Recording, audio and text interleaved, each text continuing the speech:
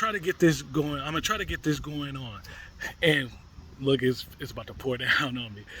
So when you're building wealth and where we are right now, understand that the average person has an increase, and they're seeing an increase of about $460 per month in just regular expenses. They didn't go buy something extravagant. They didn't go move to a new county. Just if they stay right where they are, the average cost for the average person comes about $460. Now, granted, it's all over the United States, so we know there are higher cost of livings and things of that nature. But the thing is, even if you do half of that, can most people afford to have their expenses go up randomly without no end in sight for $200?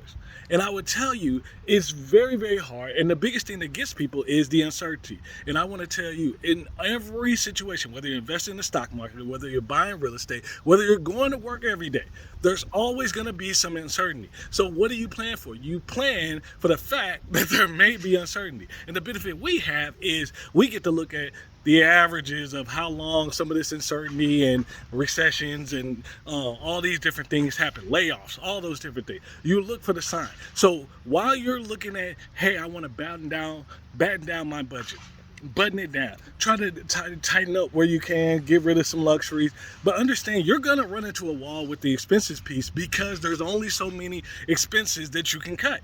Meanwhile, on the other side of the equation, while we still have a fire in the belly in the unemployment place, in the employment market, this is the opportunity of what can you do to go maximize and earn another $300, $400, $500, not a week, just a month. Look at it from a month. Can you get another $500 coming in a month? And while you're trying to get that $500, can you not spend $200 trying to get the $500?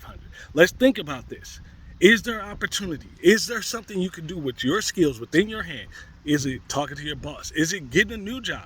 Is it leveraging some of the skills in a part-time basis? The fact of the matter is, you can do, and you have an opportunity that you can go get just a few extra $100. I'm not trying to get you to be crazy and put this lofty goal of $2,000 a month. If you want $2,000, go get $2,000. But I am telling you, you can get an extra $300, $400, $500 a month.